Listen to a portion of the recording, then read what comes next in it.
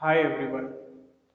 Home based business को करना चाहते हैं तो इस वीडियो में मैं बताऊंगा कंटेंट राइटिंग बिजनेस आइडिया के बारे में।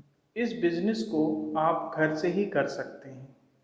मैं दीपक पटेल mybtobid.com से इस वीडियो में कंटेंट राइटिंग बिजनेस की डिटेल जानकारी दूंगा। इसमें आप समझेंगे बिजनेस का इंट्रोडक्शन, कंटेंट राइटिंग की case study, marketing plan, strength, weakness, opportunity, threat of this business model, operational plan, business policies, financial plan और लास्ट में कुछ ऐसे क्वेश्चंस जिनका आंसर्स आपके पास होना चाहिए जब आप ये बिजनेस स्टार्ट करें। So let's start with introduction. ये बिजनेस होम बेस्ड कैटेगरी में आता है और इसमें आप एक सर्विस दे रहे हैं तो ये सर्विस बेस्ड कैटेगरी में भी आता है।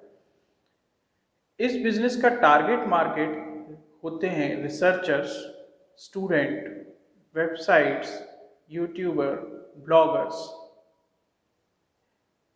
इसके बाद कंटेंट राइटिंग का वर्क कई टाइप का होता है, जैसे टेक्स्ट, वीडियो, ऑडियो, आजकल एक पॉडकास्टिंग करके चल रहा है वो भी, प्लेगरिज्म हटाना। प्लेगरिज्म मतलब कॉपी पेस्ट मटेरियल को रीराइट करके नया बनाना।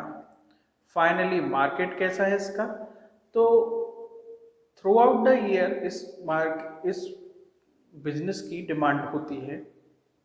चलते हैं इस बिजनेस के केस स्टडी की तरफ।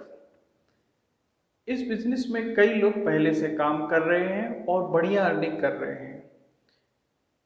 इसमें जो लोग काम करते हैं वो बुक राइटिंग में सर्विस प्रोवाइड करते हैं, थीसिस राइटिंग में सर्विस प्रोवाइड करते हैं, बुक प्रूफ रीडिंग में सर्विस प्रोवाइड करते हैं, वीडियो एडिटिंग करते हैं, फोटो वीडियो स्टूडियो में एडिटिंग होती है। तो इस प्रकार के सभी लोग आपके लिए एक प्रकार का एग्जाम्पल हैं जो इनमें से किसी भी सर्विस को रिजॉल्व करते हैं और ये सभी कंटेंट राइटिंग में माने जाते हैं। और बिजनेस तो सभी कई लोग स्टार्ट करते हैं पर मार्केटिंग उस बिजनेस की उसको सफल बनाता है। तो इसमें जैसे कि मार्केट रिसर्चर्स हैं, स्टूडेंट हैं, तो आपको कॉलेजेस को अप्रोच करना पड़ेगा जो पीएचडी या मास्टर्स एजुकेशंस में डील करते हैं। डिजिटल मार्केटिंग में आपको फेसबुक, इंस्टाग्राम पे अपनी प्रोफाइल बनानी चाहिए ताकि आपके बारे में लोग ज़्यादा से ज़्यादा जानें। आप अपने खुद के कुछ ब्लॉग्स लिखिए। फीवर, अपवर्क, फ्रीलांसर कुछ ऐसी प्लेटफॉर्म हैं जो कि ऑनलाइन आपको कई अलग अलग जगहों से जोड़ देती हैं और यहाँ से आपको अच्छा काम मिलता है और इसके आप अपने पर आवर के हिसाब से चार्जेस ले सकते हैं। हर बिजनेस में पॉजिटिव और नेगेटिव पॉइंट होते हैं। स्ट्रेंथ, वीकनेस, अपॉर्चुनिटी और थ्रेट एक बिजनेस टर्म है जो इस बिजनेस के लिए भी मैं एक्सप्लेन करूंगा। इस बिजनेस की स्ट्रेंथ या पॉजिटिव पॉइंट है कि ये थ्रू आउट द ईयर चलने वाला बिजनेस है। इसमें बहुत कम इन्वेस्टमेंट है। इस बिजनेस की कुछ वीक पॉइंट्स भी हैं कि कोई भी इसको स्टार्ट कर सकता है और अच्छे काम के कारण या एक नए कंटेंट डिलीवर के कारण वो उठ भी सकता है। तो ये कंपटीशन क्रिएट करता है। इसमें कई संभावनाएं हैं, जैसे लेटेस्ट कंटेंट नए लोग आसानी से लिख पाते हैं। सोशल मीडिया या सोशल स्टेटस को मेंटेन करने के लिए कई लोग कंटेंट भी आपसे लिखवाते हैं। यहाँ पर डिजिटल मार्केटिंग भी होती है जो कि इसी बिजनेस से में आती है, जहाँ पर आपके कंटेंट को ही मार्केटिंग में लगाया जाता है। इसमें कुछ थ्रेट हैं, जैसे कंटेंट दिन प्रतिदिन पुराना हो जाता है तो उसको फिर से लिखना पड़ता है और गूगल या कोई भी सर्च इंजन आपके कंटेंट को कुछ दिनों बाद रैंक में नीचे कर देता है तो आपको सेम चीज़ बार बार भी लिखनी पड़ती है। चलते हैं इस बिजनेस की कुछ बिजनेस पॉलिसीज की तरफ। ये बिजनेस जब भी आप स्टार्ट करेंगे तो आपको कुछ पॉलिसीज सेट करनी होंगी, जैसे सिक्योरिटी डिपॉजिट, मतलब आप यदि किसी से कोई काम ले रहे हैं तो आपको कुछ सिक्योरिटी लेनी पड़ेगी पहले, तभी आप उसका काम लें। मंथली चार्जेस, यदि आप किसी के लिए कुछ महीने के लिए या हर मंथ वो कुछ काम देते हैं आपको, तो आपको क्या चार्जेस उससे लेने चाहिए। तो इसमें मैं आपको बता दूं, तो इस प्रकार के काम में यदि हम टेक्स्ट बेस कोई काम कर रहे हैं तो पर वर्ड कंटेंट चार्ज होता है जी। ये 50 पैसे से लेके 2 रुपये तक का पर वर्ड होता है।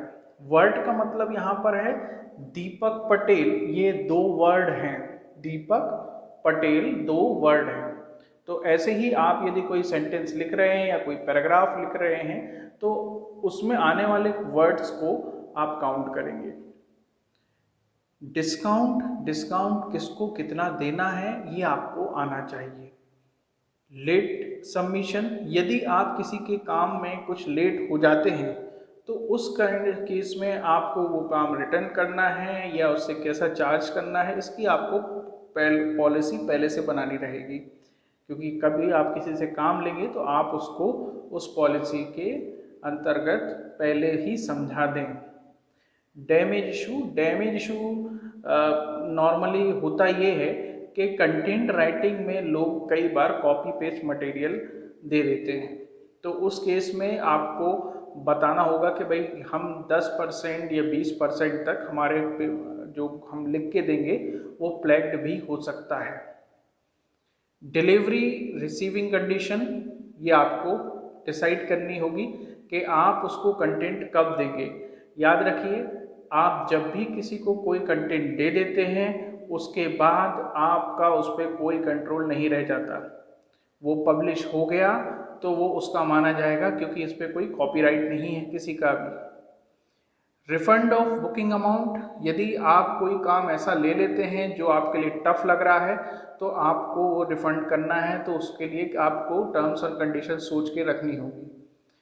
प्रायर बुकिंग रूल्स, इसका मतलब है कि यदि नेक्स्ट मंथ मेरी कोई बुक आने वाली है या मैं कोई वेबसाइट लॉन्च कर रहा हूँ, उसके लिए मुझे आपकी बुकिंग करनी है, तो उसके लिए आप उससे एक प्रकार से कितना सिक्योरिटी डिपॉजिट लेंगे, आप क्या कंडीशंस रखने वाले हैं, और आपको ये विशेष तौर पे ध्यान रखना चाहिए कि आप किस प्रकार का कंटेंट लिखने की जिम्मेदारी ले रहे हैं। ये याद रखिए कि आप हर प्रकार का कंटेंट नहीं लिख सकते। Financial plan, man power requirement कितनी है ये इसमें आपको ध्यान देना होगा। आप खुद ही लिख रहे हैं तो मैन पावर रिक्वायरमेंट 0 नहीं मान सकते, क्योंकि आप भी एक पर्सन हैं और आप यदि अपने लिए काम ना कर रहे होते, किसी और के लिए कर रहे होते, तो वहाँ पर आपको एक सैलरी मिल रही होती, तो आपको इसमें खुद को काउंट करना चाहिए।